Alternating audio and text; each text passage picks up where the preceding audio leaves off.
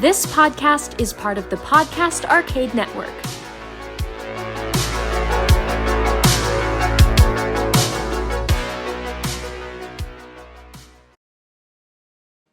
Welcome to the Paranormal Dad's Halloween Special. I'm your co-host, Pat. I'm Andy. And I'm Eddie. Join us as we go in search of the world's monsters, myths, and mysteries here on this very special Paranormal Dads. Trick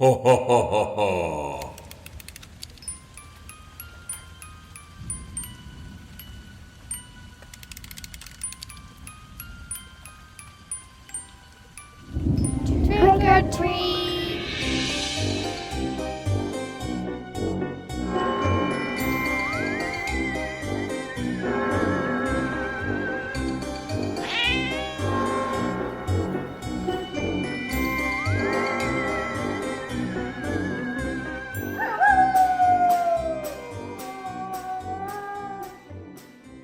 Here we are. Welcome, trick-or-treaters. Happy Halloween!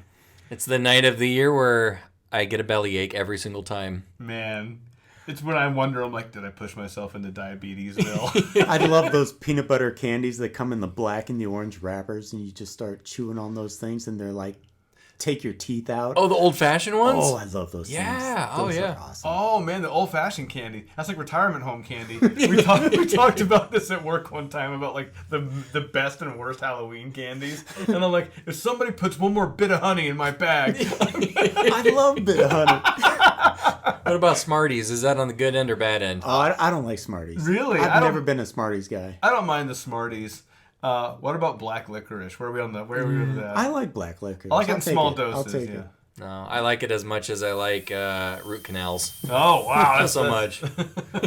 But give me chocolate and peanut butter, and I'm a happy I'm boy. with you 100%. Whoever invented that needs like 10 high fives. I'm gonna take this chocolate, and you know he was like the wacko of the group. I'm gonna take chocolate, and I'm gonna take peanut butter and put them together. You know, he probably had that thought when he was like 3 beers into the night. Exactly. You know, like you're gonna do what? Stop it, Neil! You're dipping everything in peanut butter.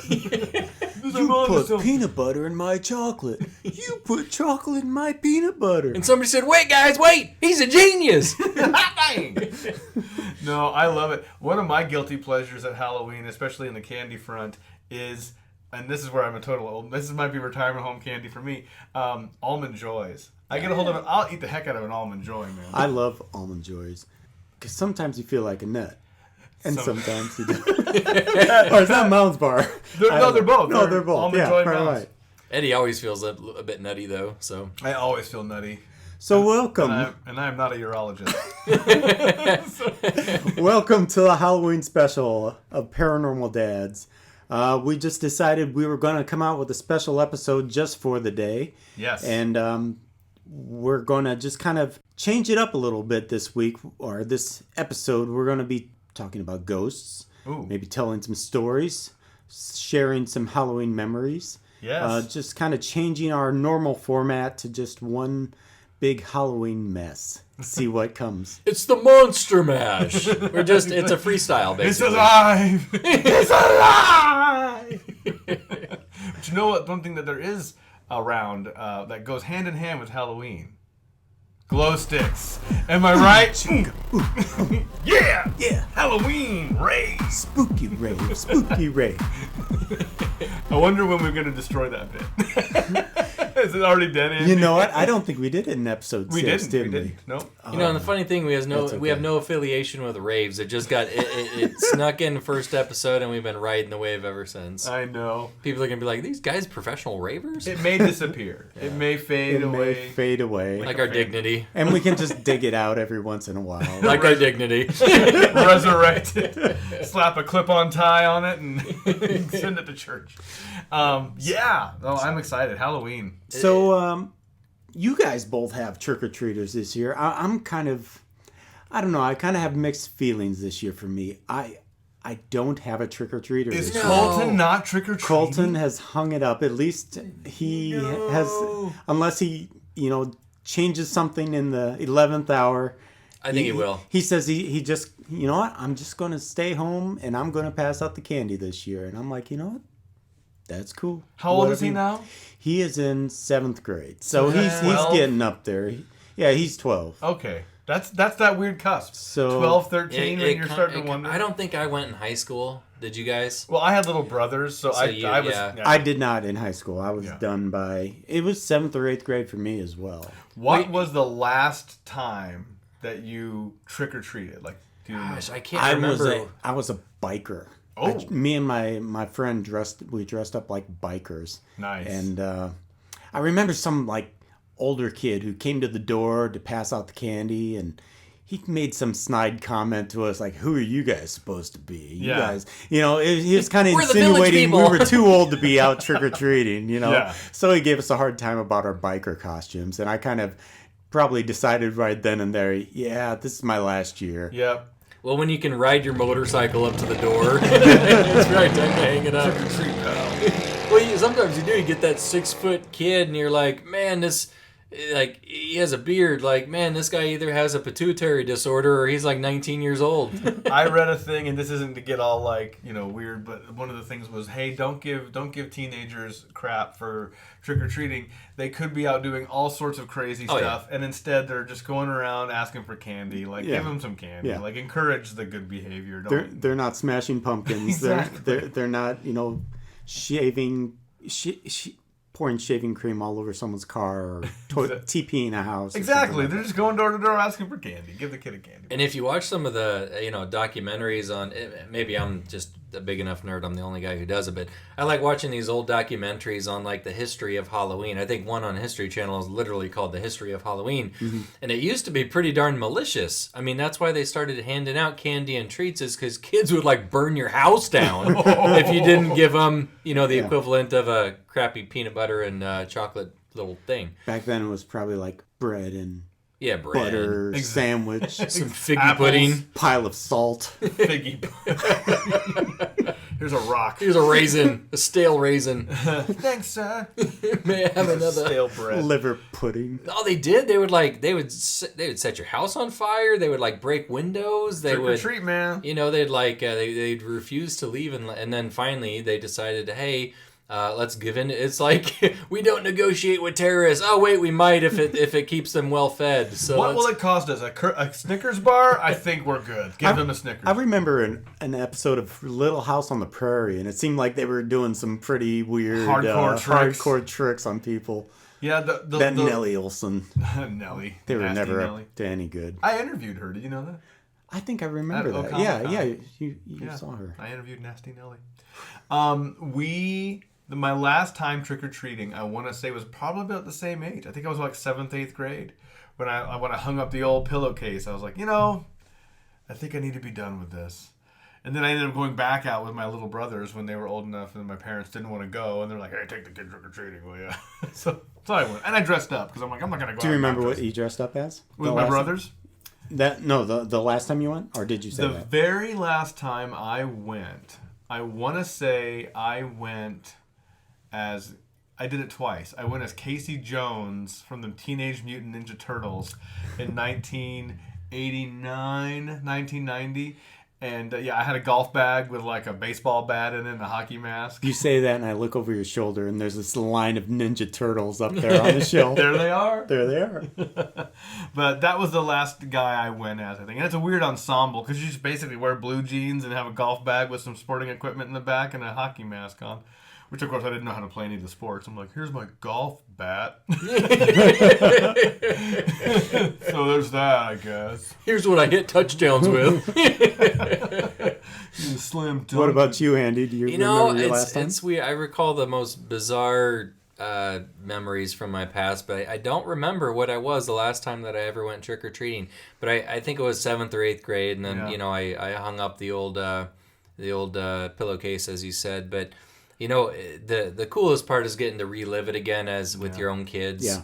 And my daughter's 3 now, so she's at the perfect age. Last year she was a little gun shy, like she was starting to get the hang of the routine. This year she's ready. She understands She's it. full board. She's She's ready gonna to go. She's going to be a crocodile. Oh, and nice, my nice. wife and I are going to be Steve and Terry Irwin, the crocodile hunters. I love it. Complete with shorts. Oh, yeah. I was Steve Irwin a few years ago. Oh, were you I really? was, yeah. I love it. It's great. He's legit one of my real life, like, all-time superheroes. Yep. You know, may rest in peace. But I don't remember what I was the last time that I went trick-or-treating, but as a dad of a little tyke trick-or-treater, it's great, but it comes with a little bit of guilt too, because last year, man, I ate like 90% of the candy that she earned going door to door with her little tiny legs. That's a lot of work for a 2-year-old to go trick-or-treating. That's like the equivalent of walking 8 miles to get that candy, and I just ate it, man. Yeah. I just couldn't stop eating it. Because, what do we say? Oh, well, we don't want her to have cavities. And we're like, me? That ship sailed. I'll just eat all our I've Kit given Kats. up on these teeth already. That's right. Well, I certainly got my share of candy from my kids, but the funny thing is, my kids, especially my youngest Colton, they're not big sweet people. Yeah. I mean, they would get all this candy, and this candy would be around past Valentine's Day. Yeah. It'd just be there Wow. forever. And I remember when I was a kid, I mean, I think if I had that A week later. It a was week later, Magical. yeah, it would be a surprise, Yeah. because I just sat down and I started eating it, shoveling it in. But my kids, they kind of trade some candy a little bit, but then they kind of put it away and forget about it, and no big deal. It became a black market in my house as a kid. We would use the candy as ways to get around chores. Bartering. We would pay. I'd be, hey man, I'll give you 3 Snickers if you do the dishes tonight. My brother would be like, cool. So we Done. would trade our candy for other things. And There's inflation next year. Here's 3 pieces. No, buddy, this year's 4 for the dishes. Dang it! Give me that Kit Kat. Exactly. Don't you break a piece off. You give me the whole thing. Hey, you remember as kids when people would run out of candy and they start handing out pennies or Or stickers. or advice or like whatever would on the Apples. That was going to be my Stay next. in school, kids. That was going to be my next question. Was what was the crappiest treat you ever got? Like. The raisins are always borderline. Yeah. When somebody's handing out raisins. The home baked goods were never any good because they go straight into the trash. Yeah. we couldn't eat those. Yeah, Rice Krispie treats. Yeah, Yeah, I'm gonna eat yeah, that one. yeah. Your strychnine treats. Get rid of me. I'm not eating these. Crazy. Well, it's a new Sometimes candy you bar get- called rat poison. Sometimes you'll get little Cracker Jack type toys, Yeah. little plastic things. It's like, what am I going to do with this? The worst treat I ever got was religious paraphernalia. or propaganda. It was a pamphlet about how evil Halloween was. Yeah, Are you legit, serious? Legit. This is no offense to anyone out there who's devout in their religion. It's just funny. So you're out trick or treating. Like, I think it's a total jerk move. Like, Oh, yeah. Like you're totally crapping on the reason why other people are whatever. So I was too little to comprehend it. So this is where it's dangerous. I was 7 or 8 years old. This is pre 1987. Mommy, is this paper edible? So no, so it was even more kind of dark. She gave me a candy bar with this pamphlet taped to it. So I guess it wasn't the worst treat because I got a candy bar still. But then I read the book because it's I loved comics. I was and it was it was drawn like a comic book. a comic book. It was all engaging looking, like a appeal kid to the masses. Exactly. So I'm reading this, and it's did you know Halloween is a satanic holiday? And I'm and I'm reading it, and it had a kid on fire in hell. He was in hell.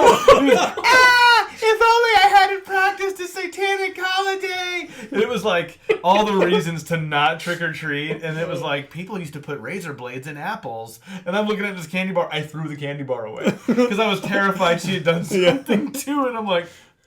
Probably better off. So that was that sticks in my head to this day. It was That's awful. It was in the same context of me being scared the most I'd ever been scared on Halloween at the same time. So I'll bring that up in a second. But that was the hands that's down. awful. Oh, And then you've got the trick-or-treaters, usually towards the end of the night. They'll show up with no costume whatsoever. Yeah, You get them? it's you're not even trying. It's Right. really? Yeah. Yeah, the guy had a Wolverine T-shirt on. I'm Wolverine. You're wearing a Wolverine T-shirt. Yeah, whatever. Give me candy. Yeah. And you don't say no, because they're bigger than you are. Right, and Exactly. they're going to TP your house if you don't. My kid's in the car seat. I need some candy. All right, here you go. Real quick, what was the best treat you ever got on Halloween? Well, for me, it's always Keep it clean, guys. the full-size candy bars. Yeah. Yes. Whenever, you always knew the houses that You knew gave it. you the full-size candy bars. They did it every year, and you would always hit those houses. If you hit no other houses, you'd go to those The ones. full candy bar houses.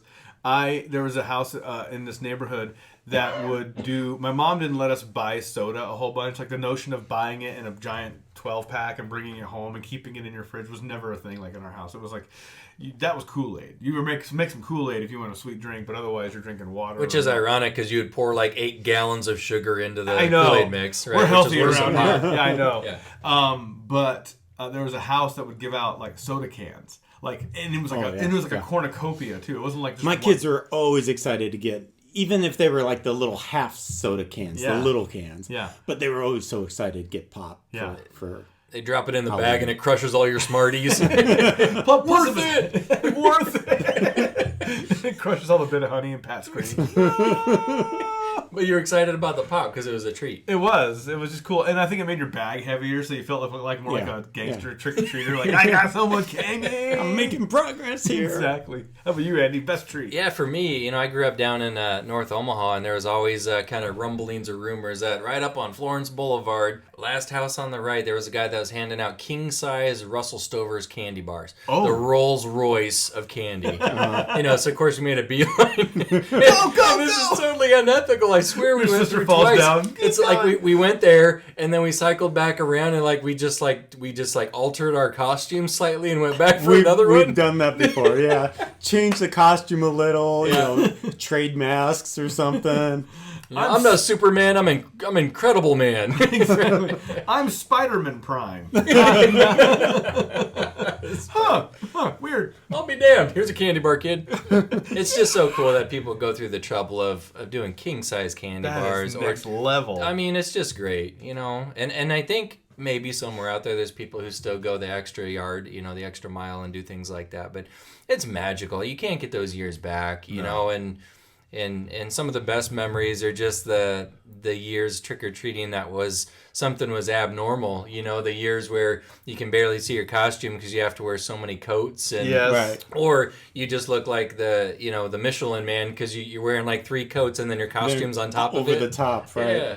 We wised up, especially I grew up for a good clip in like upstate New York and Virginia. But in Virginia, even in the winter, even October, it never gets as cold as it does here. You can just wear your costume and you're fine. And I felt so bad for the kids because they picked these costumes a couple of years and they had to wear these giant coats over the top of them. And so we started implementing we're gonna pick a costume that works with their coat, like a coat. So Right. one year, Elise was a lion, and it was basically like this giant plush lion suit that was Right. warm, So we tried to creatively work them into a warm costume. I remember one year when I was still trick-or-treating age. I was probably, 8, 9 years old.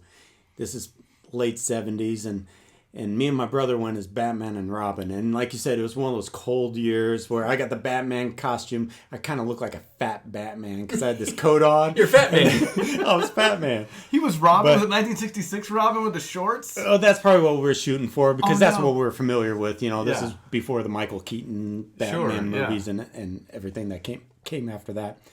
So we're Batman and Robin. We come up to this house, knock on the door. This guy opens the door. He's got a leather coat on and his head tucked into the coat. So the coat's pulled up over his head. So he's a headless dude opening the door. Yeah. And he just opens that door and he's like, "Whoa!" And my brother went flying off those steps. It was like Robin was Superman. He could fly. Man. He went flying out of there. And I was probably not far behind him either. Yeah. And it's like, oh, we're not going back to that house next year. We're done. We're done. Fat Man probably went home after that. But I'm glad you mentioned that. I was going to ask you what was the worst, as a child, what was the worst time you'd ever been scared? That was probably I it. can just picture, hey, Robin just laid an egg. He got so scared. The Batmobile did indeed lose a wheel. For me, it was very similar. That was me. Sorry, karate chop on the table. I was about the same age, like 8 or 9, and that was the same. No, that was the year before I was Optimus Prime. I think I was He-Man one year, where they had the vinyl apron you'd wear with the cheap mask, and walked up, and it was a classic setup, and I had never seen this as a kid, so it was like a genius move. But you guys can see it a mile away now. Go up to this guy's porch, and there's a scarecrow sitting in the rocking chair with a bowl of candy in its lap, and with a sign next to it that said "Take take only one piece. Right. And I was like, well, and I was a good Mormon boy. I'm taking one piece, man. I'm not going to be taking. So I go over and I'm like, oh, my mom's like, all right, we'll get one piece. And I go to take one piece, and there's a guy in the and he's got hay sticking out. So he's selling this. I mean, he's got, and he gets up and he, and I scream. Did you punch him in the face? No, man. At that age, I was all flight, man. There was no fighting me at all. I turned, and I remember being so terrified. Like you said, I don't think my feet touched the ground. I booked it so hard. I was just screaming. I couldn't. I think the whole night was ruined at that point for me. I was done. I think there were some years, now that you mentioned that we came across similar situations. Keep going. And those guys probably got a bag of candy in the face or in the leg or something. I seem to remember using my candy bag as a weapon a few times. And hopefully it was after he had the soda can in there. Some extra oomph. Get some torque behind that thing. Pinwheel it over your head. How about you, Andy? How about you? I must have been really young, very, very young, probably 3 or 4. And it wasn't even that scary in hindsight, but it was just unexpected. There was just a lady dressed as a cat with the little cat ears, and she had like a little cat nose and some face paint. And up until that point, I had never seen anyone dressed up in costume handing out candy. So I'm like, wait. That's supposed to be a person, but she looks like a cat. Mind blown. I was probably 3, and I think I remember being held, so I must have been pretty small. And you were like, and it was just, I was just scared. Yeah. Plus the house itself looked a little creepy, so that didn't help too. Yep. It's weird because I feel like as time has gone on, more and more houses seem to. There's more Halloween decorations out there now than I ever remember there being. It's like Christmas now. It's almost Christmas level. So like the notion of, as a kid, houses that had special lights or soundtrack. I mean, you maybe had a house playing like a spooky soundtrack or something. Yeah. But that was about maybe the extent of it. Now it's like next level. You had people with jack-o'-lanterns with candles in them on their steps. That was pretty much it. Now it's like everything's scaled up. Everything's next level. Multi-billion-dollar industry. And, people go to Home Depots or Lowe's or Target, and there's like aisle after aisle after aisle of Halloween stuff. That happened to Elise one year where in our old neighborhood we were walking around. You may have been with us. You may remember this. She was little. She was a little peanut. She was like 7 or 8. And we're walking. We had this one house that would do a haunted garage. You had to walk through the garage to get the candy. And she starts to go through the garage, because she's like, okay, well, Daphne went and some other older kids went. So Elise was like, well, I think I'll go. And Gwen was a baby, so we didn't have her going out. So Elise starts to go in, and a guy hanging out by the outside of the haunted garage moves at her, is like, ugh, and she lost it. And she got so scared, she didn't react. She just got completely ashen-faced. She didn't run and scream. She turned around 180'd and just walked slowly down the end of the garage and goes, I'm going home. And then just she shut down. Yes, I think I was with you. I remember that. It turned her off. The next year, no trick-or-treating. She did not even go outside. Are you serious? Dead serious. And she was still little, like 8 years old? Little. She was like 9. Scarred. And she was like, not worth it. I got candy in here. My parents got candy. It's safe. It's warm. My mom made pumpkin stew. I'm good. And so she ended up going back out a couple years later. But that next year, no bueno. Not doing it at all. It was she just turned around. I'm going home. That was the most funny. Oh, God. Funny but sad. Oh, it was just, they ruined it. And they felt so bad. They were apologizing to her. I bet. And it was like, don't worry. You're fine. Here, let me turn off my gas-powered chainsaw. Sorry, kid. It was just a goof. She was so funny.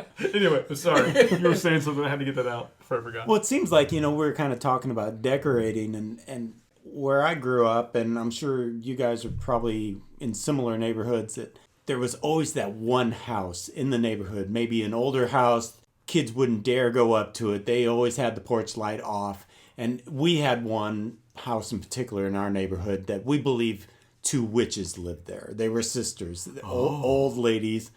And they even had weird, not weird, but they had names like Hazel and Nellie or something like it's that. It's a little different then, yeah. Total witches. I'm with you already.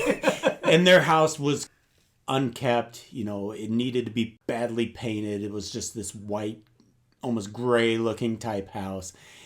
Kind of a fence, iron fence in the front. Oh, you know, man. It seemed like every neighborhood has them, but now, you know, so many kids live out in the suburbs and all the houses are the same. And Right. And they almost need to decorate just to kind of give some kind of a spooky impression. We gotta trash this house because up every a little house bit. looks the same out Right. here. That was always one of the fun houses to walk by on Halloween night. You almost kind of pick up the pace a little bit just to get by that Just to one get by. house. Let's walk a little faster. Yeah, I moved a lot growing up, so we didn't really have, and I lived on military bases a lot. So you talk about houses looking the same. These houses were the same. I mean, they were just like a cookie cutter, and you had like one of two colors you could paint your house. So not a lot of that, like, oh, the house is haunted. But and this is some next level. I don't know how we don't mind making this a little scary, do we? No. Let's get into the spooky part of this. If this is where you do listen to this with your children, you may want to consider like vetting this story, and I will church this up a little bit so I'm not scaring everybody. But in Orlando, Florida, when I lived there was an old tuberculosis hospital that had gotten retrofitted into an insane asylum that then got retrofitted into being completely abandoned. It was just done. And so, like every city that... So really, sunshine and rainbows in there, basically. It's funny you have that that nomenclature there because the name of the place was called Sunland. Oh, of course. And that's what it was called. And so this is completely true. Right next to Disney World. Well, here's the funny part. So, like any city, like over time, it spreads out. So, Sunnyland, when it was built, was on the outskirts of town. It was in the middle of nowhere. Well, as cities grow, it became not the middle of nowhere. It was smack dab in the middle of Orlando. But it was smack dab in the middle of a very large forested area that they did build houses around, but very much this place very much had a giant. I mean, it's hard to estimate the size. Probably several acres, like maybe even into the double digits of acres before you got into any kind of houses. But the idea was when I was in high school and shortly after high school in Orlando, it was completely just an abandoned insane asylum. And so, like a lot of high schoolers tend to do, we thought it would be super fun to go and check out this abandoned insane asylum. And so we did. And I went to this place a grand total of 3 times. And that was 3 times too many. Definitely 2 times too many. So the first time we went, it was just this scary place, and of course, like anything, just this mono. And they had a weird style of architecture back then because I guess these epidemics of tuberculosis were just like they had to build giant hospitals for these people, And so this thing was just massive, and it looked so gothic and scary. It had this architecture in it that was like. It was not inviting. Gargoyles on the outside. It had this weird, like just detailing in there. And so the point was, and I don't know how anybody would have gotten up to this thing, but like anything abandoned, it had been taken over by transients and ne'er-do-wells and all sorts of things. And someone thought it really, really clever. And this is where it's like you kind of do this weird thing in your brain, like someone's just purposely trying to make this extra scary. But sometimes it's just scary. So we get up to the entrance of this place, and it's all fenced off, and of course the fence is kind of ripped open, and you walk in, and emblazoned atop the entrance in spray paint. And I don't know how anybody would have gotten up to this thing. These taggers, these like graffiti artists. I don't know how they even They're get ninjas. Spider-Man. way up there in huge letters, spray painted. Abandon all hope, ye who enter. And so I'm like, okay. So we go in. Of course. And I abandoned my hope, like it said. I mean, I'm not... You're a rule follower. Exactly. Took my shoes off. Walked around, and we get into this place, and this is where I'm not going to get overly descriptive, but there are some of the most frightening-looking murals that people had decided to paint on the walls, depicting all sorts of visual things that are not pleasing to the mind nor spirit on any level, and it was very intimidating and scary looking. I'm like, wow, we're in a dark place. There was obvious signs of tomfoolery and shenanigans. I'll leave that as vague as I can possibly leave that, because there was legitimate something not nice happened here. We should probably not hang out much Like longer. bodily fluids kind of thing, or what? I mean Beer bottles and stuff like that. No, I wish it was just beer bottles. Oh, Let's just say there was evidence of wildlife that had its life cut short in certain rooms. Oh boy. Yeah, and displayed upon walls and floors and things like that. That sounds terrifying. It's Oh a my scary gosh. place. I'm not going to sugarcoat it. So the point is, we're looking around. We have flashlights. We're doing all this. We're like, So oh my gosh. this is in the dark? We're at night. Oh. It's scary, and we're truly rebellious because I also had kids don't judge Eddie here. I had a thing of Zima with me. This gives the Zima. Let's get crazy with this Zima. So we're looking around this place, and there comes a point where you've had enough, and I'm like, I gotta go. I've seen some things that I'll never forget, and it's bad. You can't unsee some of this I can't stuff. unsee this stuff, so we're going to go. And we made our way out, and I did get turned around a little bit. This place is a labyrinth. It's very easy to get lost. Was anyone leaving with you, or you're by yourself? We were, no. I was we going to were in a say, group. We were in a group. jeez. So what becomes obvious is that there is, like I said, tomfoolery and shenanigans, but there's people who reside here. Right. There's like evidence of like hobo camps and things like that, and they weren't there then. And eventually it starts to dawn on you, I don't want to be here when they come home gets here. And so we decided to pack it up. And so we're leaving, and we got a little bit turned around. Like, we knew the direction we were going, but just the rooms are very, like I said, labyrinthian and easy to get turned around in. And so we got a little bit turned around, and then leaving, we ended up in, this sounds so sad, we ended up in the basement area, which had been flooded. Florida has a very high water table, so you can, and this place was completely unkept. So the basement had flooded. And probably smelled musty. It was horrible, and it was like water that if you had gone into, you'd be up to like your waist in water, like you just didn't. But there were these like beds, hospital beds, floating atop the water that had those leather restraints on them. Oh, jeez. And dude, this is like something out of a horror movie. This is I saw I it. couldn't make something up that's this scary. Yeah, you were there. I saw it, and so I'm like, okay, now we really got to make sure we get out of here, and we did. We got in the cars and we left. And then in my brain, I'm like, and I'm never coming back. But I did, because as I got older, my brother right behind me was only 3 years younger, and he got to an age where I'm like, you gotta see the place. You gotta see this place. Exactly, So we go out there, and the second time was completely uneventful. This is the third and last time. The second time I went out there, drove around, oh, it's creepy, and then left.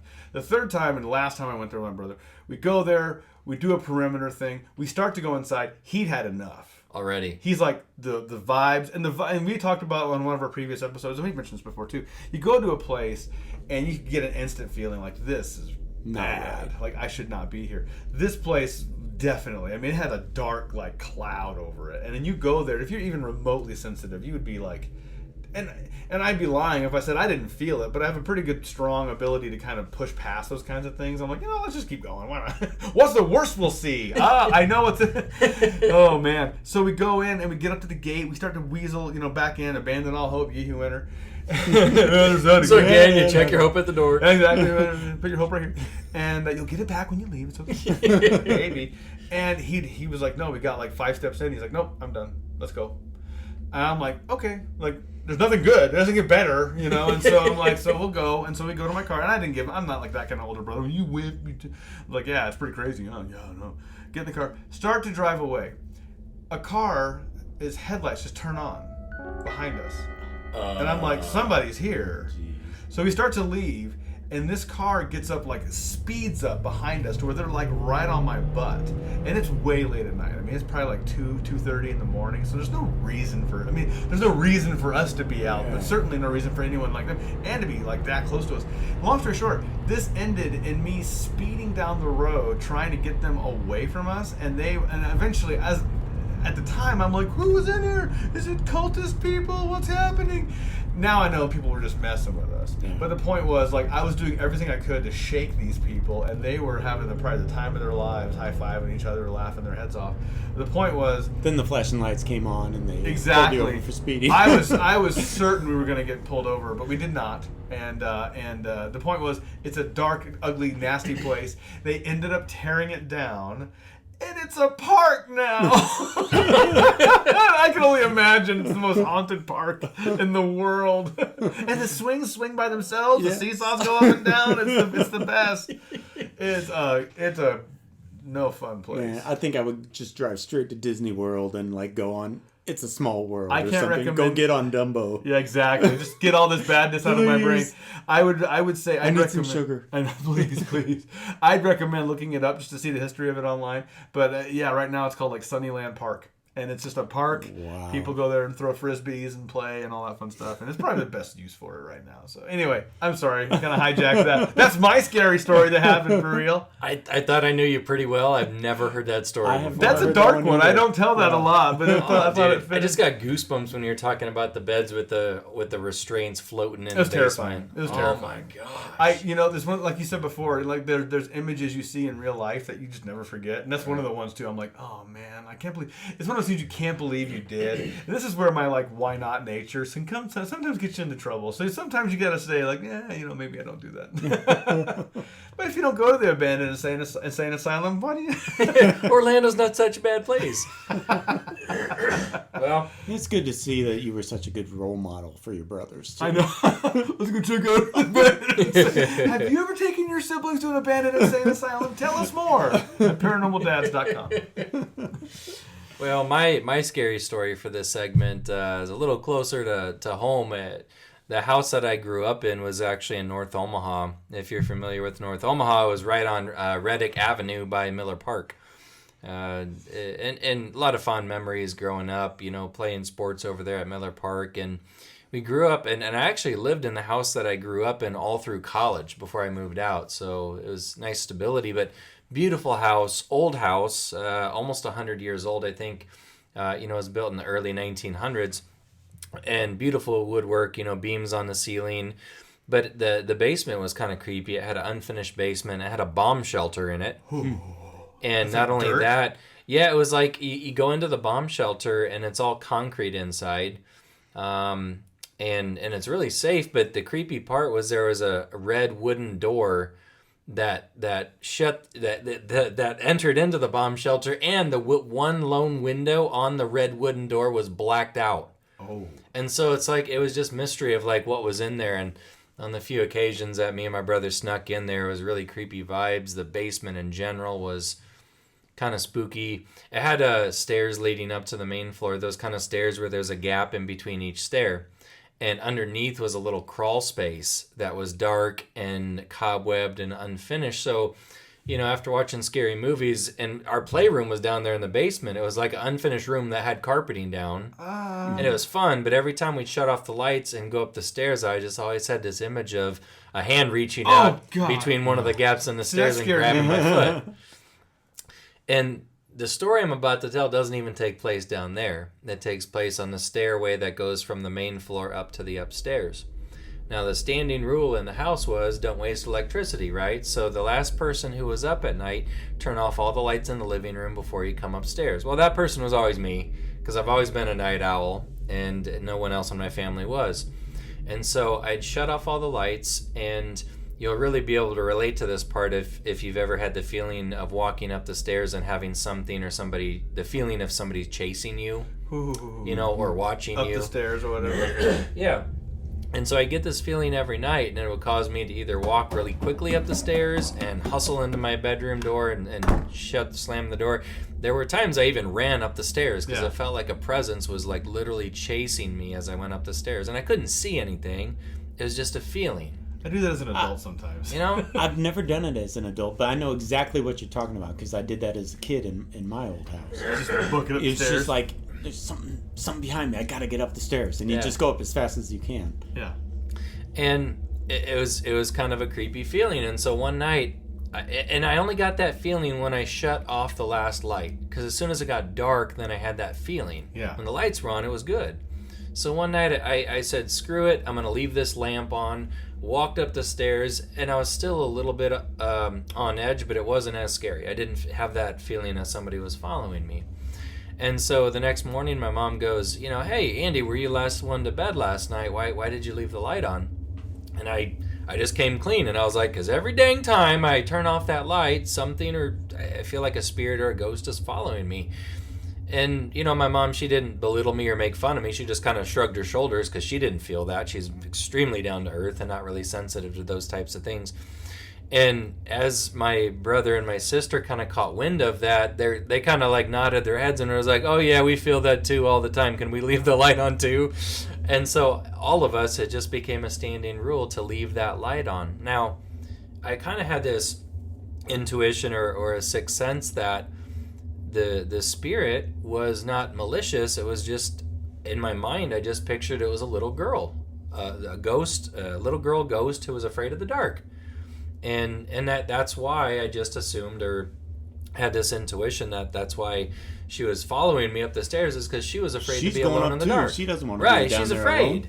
And so when I started to view it in that light, I was like, oh, I'm not afraid of this ghost. I feel sorry for her. Oh. So, excuse me. I didn't share this with my brother or sister or my mom. I just kind of kept it to myself. Okay, it's a little girl ghost.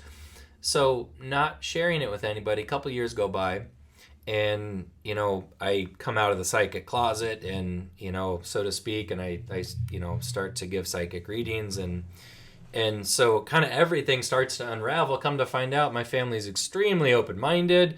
My sister's intuitive. She's been sensing things and seeing things. Long story short, she ends up sharing with us that it's that she saw the ghost of a little girl standing at the top of the stairs in the hallway by her room, a little girl wearing a white dress. She was kind of like half translucent, so she was solid enough that she could absolutely see this was a little girl, but it was translucent enough that she could virtually see right through her.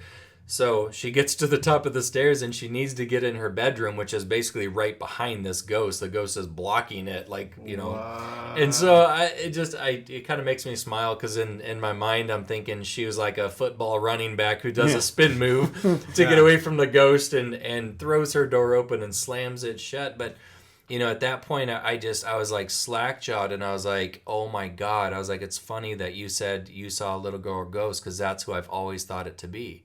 Yeah. And so that was just kind of proof positive or confirmation. And my brother never saw anything. He just felt that same presence in the house. But for as long as I lived there, even all the way, through college before I moved out, it was always the same thing. So we just got in the habit of leaving that living room lamp on down there for that little girl ghost. Yeah, and turn it off in the morning. Turn it off in the morning. No biggie. And then, once we kind of came clean with that and, once the three of us were grown adults, my mom shared something with us about that house that was extremely eerie. And I'm so glad she never told this to us in our youth, or else I would not have slept. And my mom's not prone to metaphysical or paranormal occurrences. She's extremely down to earth. She's an X-ray technician. She's very logical, rational. And she said that when we were all kids, there was several occurrences throughout the years where she would wake up and she would look out into the hallway from her bed, because she always slept with her bedroom door open. She would look out into the hallway and the entire hallway was glowing red. It was like bathed in red light. And I was like, what do you mean? Like maybe like the brake lights from a car were shining through the window or something? And she said, no, it was all red, like as if someone turned a floodlight on with like a red filter, and she said it was just glowing red.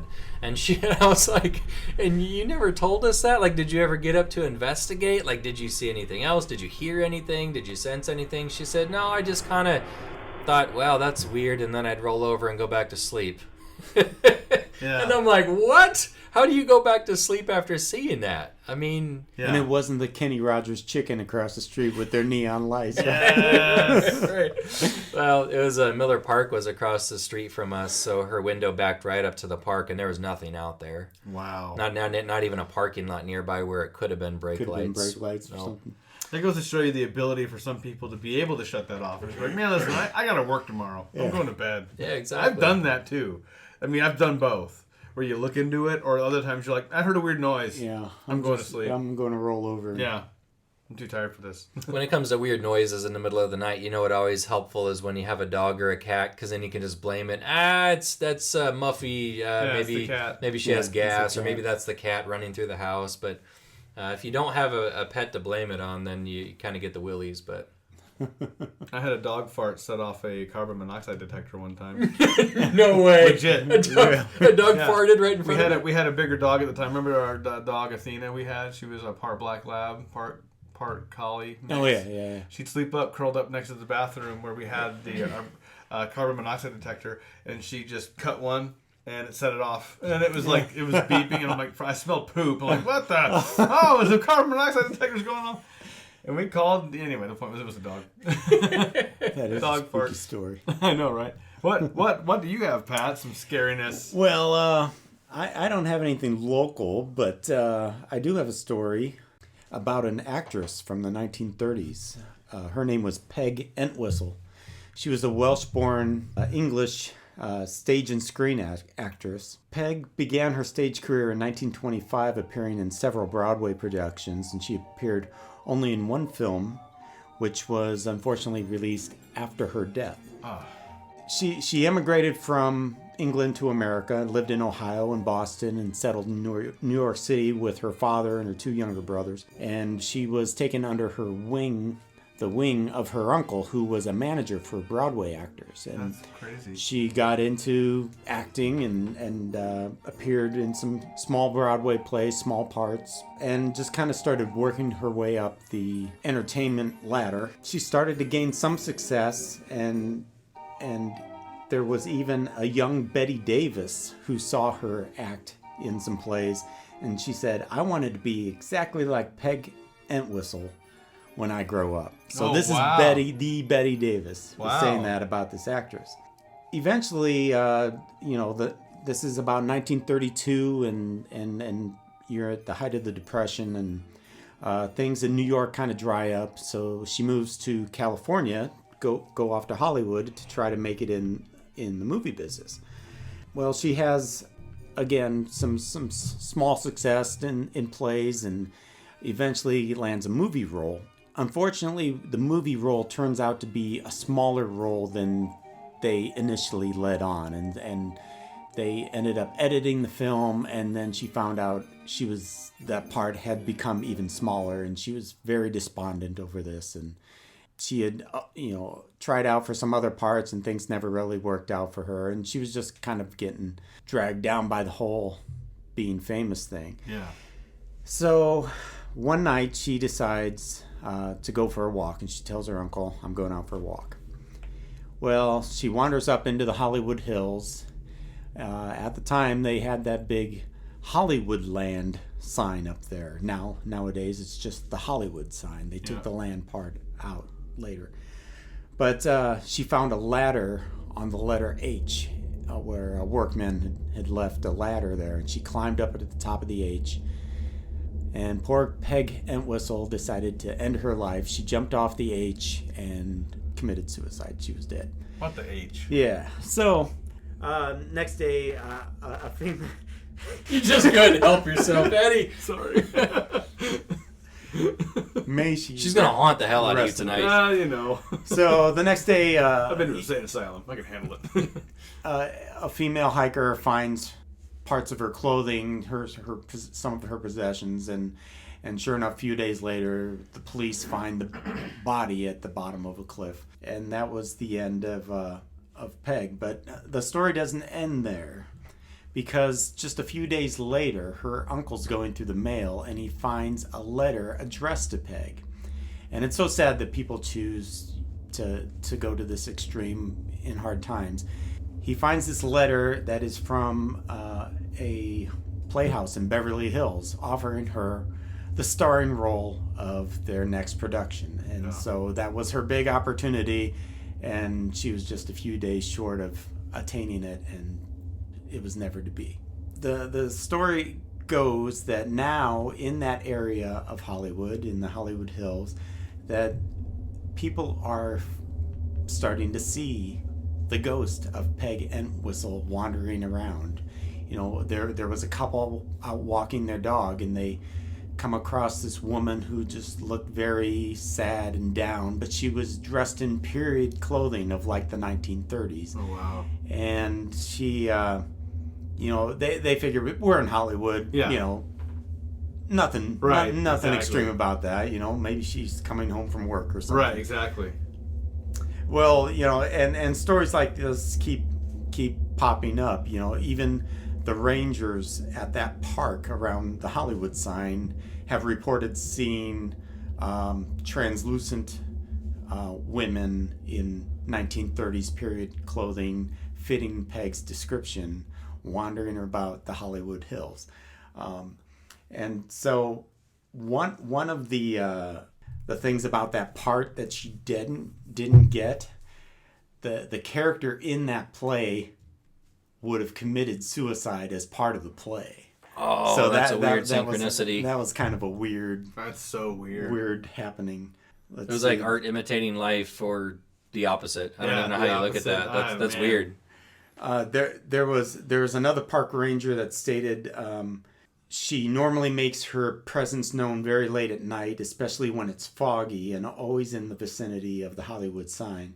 He also claimed to have encountered the scent of gardenias in the area as well. Is that significant? And he says, I've smelled it several times, and always when any flowers around have been closed because of the cold weather, so you wouldn't normally be smelling gardenias at that point in time. It's a good smelling ghost. So apparently, she had something with gardenias.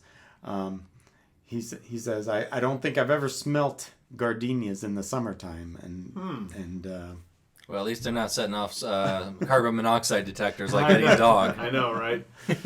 That is crazy. So anyway, that is the story of Peg Entwistle, and she's probably one of the better known ghosts around Hollywood. I'm sure Hollywood's just full of all kinds of ghost stories. You hear it's heard that it's a very dramatic place, super haunted place. Oh, I could imagine. Have you guys been to LA before? I've been to parts of it. Never really got into LA proper. I was more in the San Diego areas and kind of passed around LA as much as I possibly could to get to San Diego. I was there. It was a breakneck trip. I was there for a weekend, and we did walk around the observatory, which I think is actually kind of near that area. Isn't it in the same park area? It could be. I'm not sure. I thought it was fairly close to the Hollywood. Then there's just a gigantic park area, but there is a heaviness there, man. I'm telling you, I don't claim to be psychic or anything like that at all, but you walk into a place, you can feel the vibe of it sometimes, and overall, it felt very heavy. That's the way I describe it. Yeah. I feel like Marty McFly. Heavy. There's that word again. Heavy. So. Well, there's ghosts out there, folks, and if you haven't seen one yet, it might just be a matter of time before you do. My experience at the insane asylum was more just kind of like people just doing weird stuff. I do have, and I'll be brief on this one here, an experience where I've never seen anything. I've never seen a thing.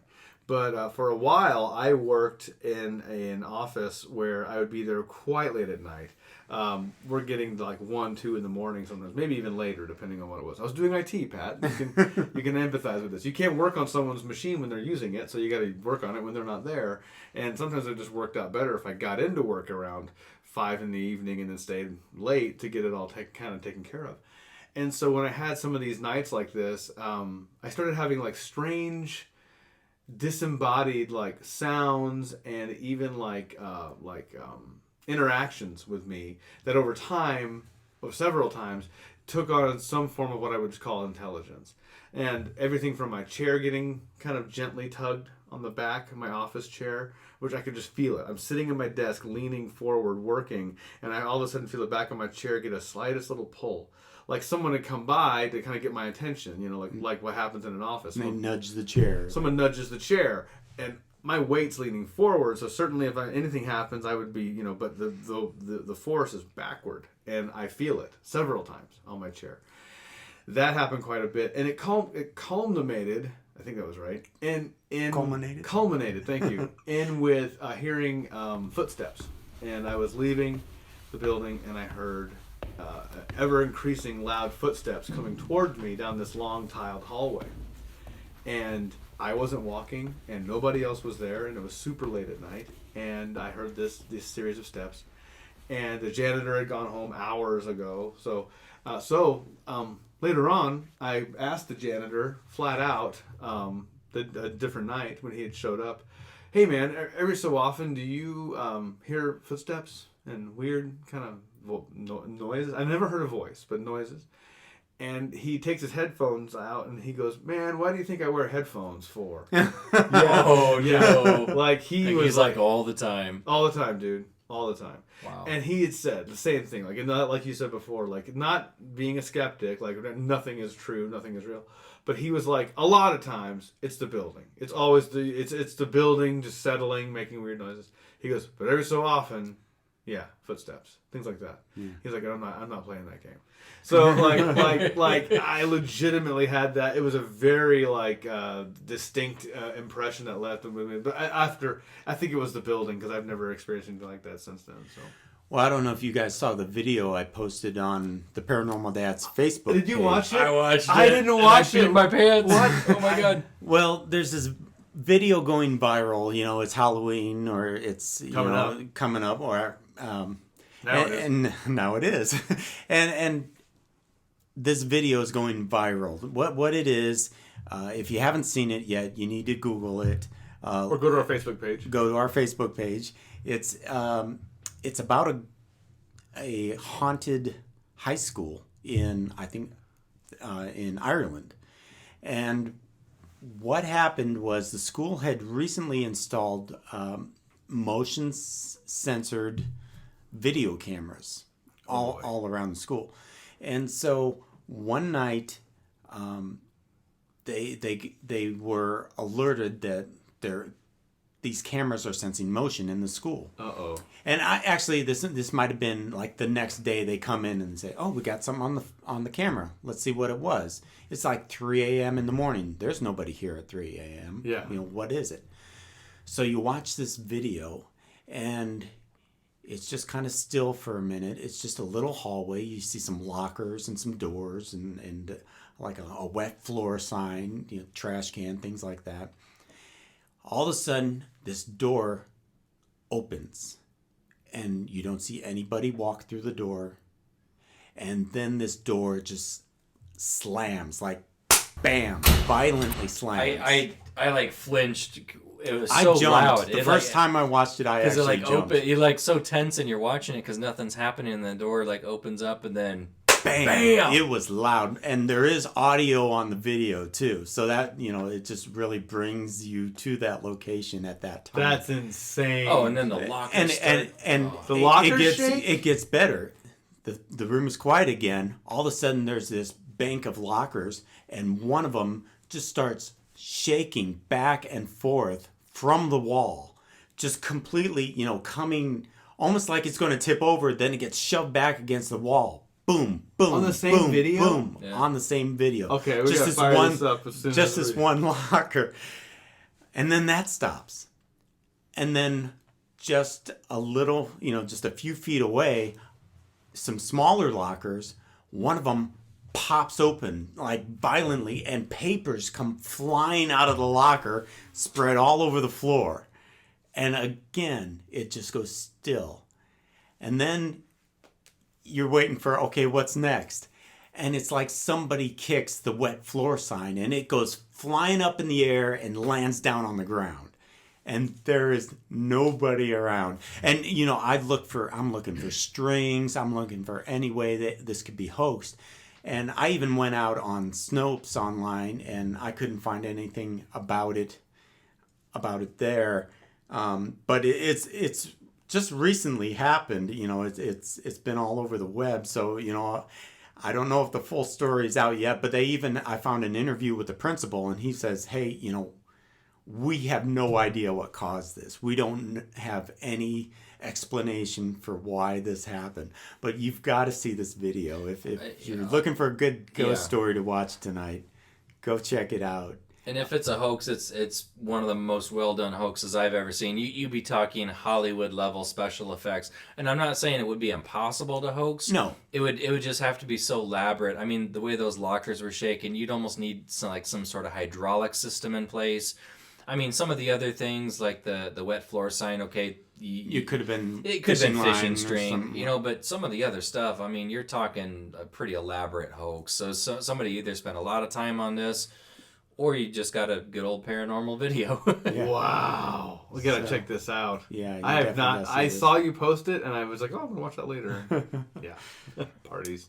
But anyway, folks, you know, we got to get the ghosts and the goblins to bed. Yeah. So, got to wrangle them up. So we want to thank you for joining us here on Halloween. You have a wonderful holiday, and don't open that door if you're not sure what's on the other side. Don't be inviting any vampires in. Don't do that. Stay scared, everyone.